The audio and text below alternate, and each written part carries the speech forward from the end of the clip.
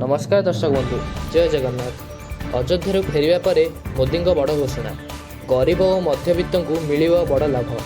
अयोध्या राम मंदिर प्रतिष्ठा उत्सव दिल्ली फेरिया पर प्रधानमंत्री नरेंद्र मोदी घोषणा करिसेंती प्रधानमंत्री सूर्योदय योजना। यह योजन सारा देश में 1 कोटी घरे केंद्र सरकार लगेबे सोलार पैनेल। प्रधानमंत्री नरेंद्र मोदी कहते जे आज अयोध्या पवित्र प्रतिष्ठा उत्सव अवसर में मोर संकल्प आहरी प्रशस्त है जे भारतर लोकों छात उपर निज सोलार रूफटॉप सिस्टम रहिबा उचित। प्रधानमंत्री सूर्योदय योजनार सबुठारु अधिक हिताधिकारी गरीब और मध्यवित्त वर्ग को मिलिबो बोली आशा करा जायछि। वर्तमान तांको रोजगार बड़ अंश बिजुली बिल बाबद खर्च करने को पड़ुछि। बिजुली बिल नहीं देश में राजनीति होता है। यह योजना जरिया सरकार एभली प्रसंग राजनीति को शेष करने को उद्यम कर योजन समस्त गरीब लोकंर दुख दूर करने प्रधानमंत्री बड़ प्रयास। आजिकाली बिजुली बिल बढ़ुथिबारु सरकार यह दृष्टि रखी नूतन प्रधानमंत्री सूर्योदय योजना आरंभ कर।